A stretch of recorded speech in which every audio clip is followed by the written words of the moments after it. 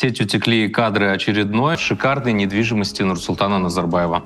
Роскошную дачу экс-президента Казахстана обнаружили в престижном районе Москвы. Об этом рассказали журналисты-расследователи издания «Проект». Как сообщается, Назарбаев долгие годы пользовался элитной государственной дачей на Воробьевых горах в столице России на улице Косыгина. А это самый закрытый район, между прочим, контролируемый ФСО. Сейчас в поселке проживают чиновники, силовики и крупные бизнесмены, среди которых, к примеру, Роман Абрамович.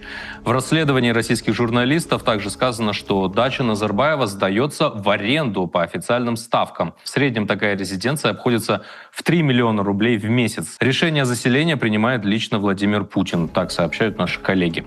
По данным источников, Назарбаев пользовался резиденцией во время визитов в Москву. Журналисты проекта пишут, что это подчеркивает высокий уровень доверия со стороны российского руководства, статус и лояльность нашего бывшего президента к Кремлю.